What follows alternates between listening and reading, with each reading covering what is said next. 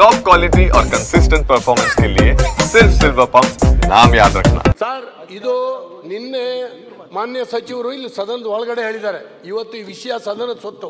ಸರಿ, ನಾವು ಈಗಾಗಲೇ ಸುನಿಲ್ ಅವರು ರೈಸ್ ಮಾಡಿದ್ದಾರೆ, ಮಾನ್ಯ ಮುಖ್ಯಮಂತ್ರಿಗಳು ನಿನ್ನೆ ಇರಲಿಲ್ಲ, ಎಲ್ಲ ಹೊರಗಡೆ ಆಗಿರ್ತಕ್ಕಂಥದ್ದನ್ನ ಹೇಳಿ ಮಾನ್ಯ ಖರ್ಗೆ ಅವರು ಇದನ್ನ ಸಮರ್ಥನೆ ಮಾಡ್ಕೊಳ್ಬಾರ್ದು.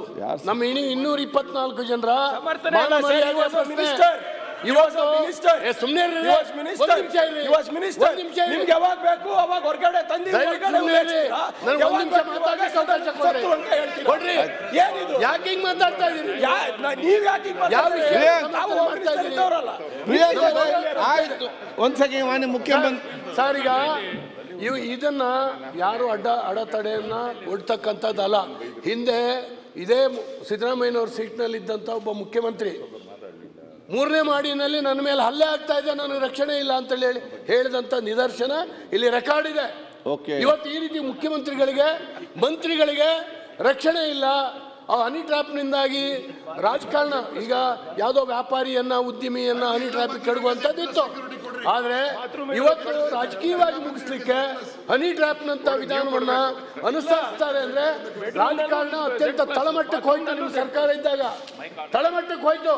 ಸರ್ಕಾರದಲ್ಲಿರುವಂತ ಒಬ್ಬ ಮಂತ್ರಿ ಹತಾಶವಾಗಿ ಅದನ್ನು ಹೇಳ್ತೀನಿ ಕೇಳಿ, ಹತಾಶವಾಗಿ ಅಸಹಾಯಕವಾಗಿ ಸದನದ ಒಳಗಡೆ ಮಾತಾಡ್ತಾರೆ ಅಂದ್ರೆ ಮಾತಾಡಿ ಚರ್ಚೆ ಬೇಡ, ಪರಸ್ಪರ ಚರ್ಚೆ ಬೇಡ. ಮುಖ್ಯಮಂತ್ರಿಗಳಿಗೆ ಉತ್ತರ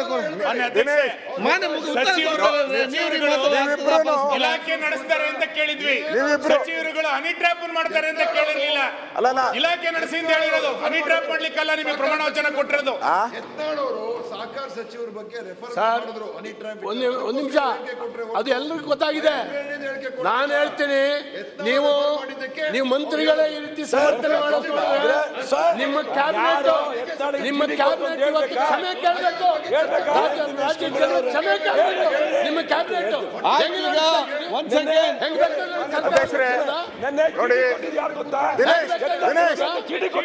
ದಿನೇಶ್ ಅವರೇ ನೋಡಿ, ನೀವಿಬ್ರು ಕೂಡ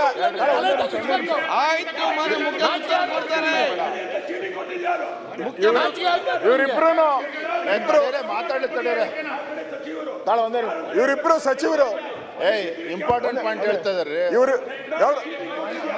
ಇವರಿಬ್ರು ಅಧ್ಯಕ್ಷರೇ, ಯತ್ನಾಳ್ ಚೀಟಿ ಕೊಟ್ಟಿದ್ದಾರೆ, ನೀವು ದಯವಿಟ್ಟು ತನಿಖೆ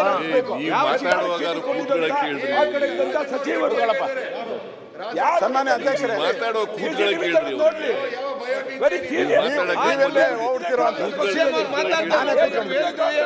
ನೀವಲ್ರಿ ಅವ್ರಿಗೆ ನಾನು ಹೇಳ್ತೀನಿ, ನಿಮ್ ಇಡೀ ಕ್ಯಾಬಿನೆಟ್ ತಲೆ ತಗ್ಸ್ಬೇಕು. ಕ್ಯಾಬಿನೆಟ್ ಈ ರೀತಿ ಬೇಕಾಬಿಟ್ಟಿಯಾಗಿ ಉತ್ತರ ಕೊಡ್ತಾರೆ ಸರ್ಕಾರ ಇಡೀ ರಾಜ್ಯದ ನೈತಿಕ ಮೌಲ್ಯವನ್ನು ಏನೇನು ನಡೆದಿದೆ ಇಡೀ ಸದನದಲ್ಲಿ ಚರ್ಚೆ ಹಾಕಿದ್ರಲ್ಲಿ ಮಾನ್ಯ ಮುಖ್ಯಮಂತ್ರಿಗಳು ಫಸ್ಟಿಗೆ ಉತ್ತರ ಕೊಡಿ. ಇದು ಉತ್ತರ ಕೊಡಿ. ಕೊಡ್ತೀನಿ, ನೋ ಪ್ರಾಬ್ಲಮ್. ಬಜೆಟ್